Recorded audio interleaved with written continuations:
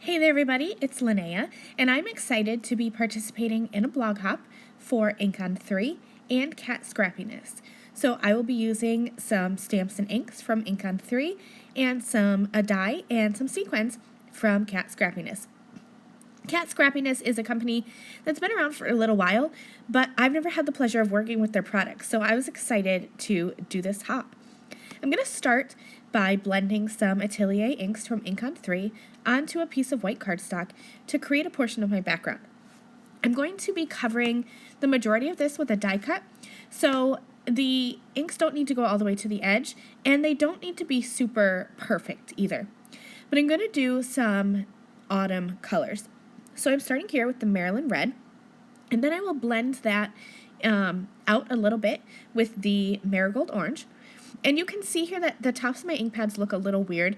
That's because I had just re-inked them. When you do ink blending versus stamping, you use a lot more ink. So I have to re-ink my ink pads. This was my first time since I've had these pads in February or March, I think it was. So, and I do a lot of ink blending. I rarely do solid stamping. I mostly do ink blending. These inks last a really long time.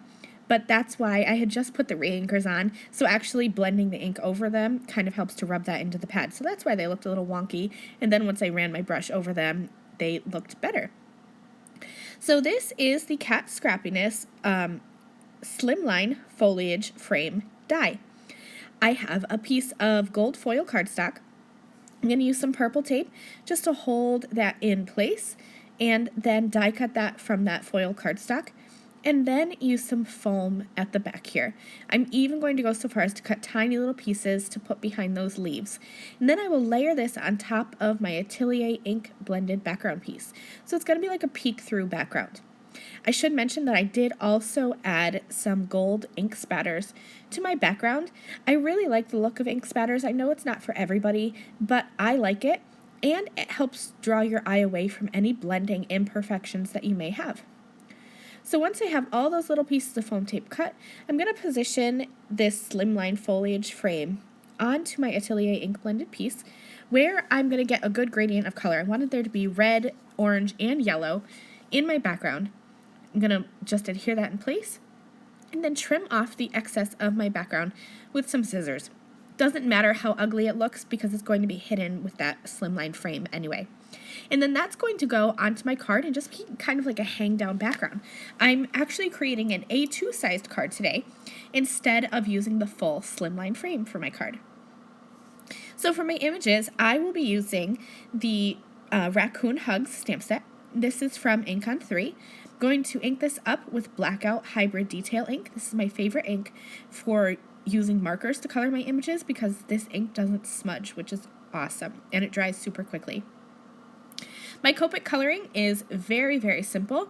I colored this image with neutral grays, and in the end, I ended up switching my little raccoon right before I filmed the final portion of my card. So I'm showing you here the neutral grays, and I just add a little bit of dark and blend it out with my light. And in the end, I will switch this little raccoon out because as I put up the neutral grays up against my warm colored background, it kind of just looked weird and out of place. So I ended up coloring a new raccoon using warm gray markers. But the coloring process is exactly the same, and I had forgotten to film the coloring process for my warm gray raccoon, so that's why I am showing you the gray, the cooler, or the neutral gray here. I'm also going to be coloring the little coffee mug using the same technique, a little bit of a dark marker, and then blending it out with a lighter marker. Once I'm done, I'll just cut out that little raccoon as well as bubble cut around the sentiment. So here's where you can see that I did switch that raccoon for the warm gray colors.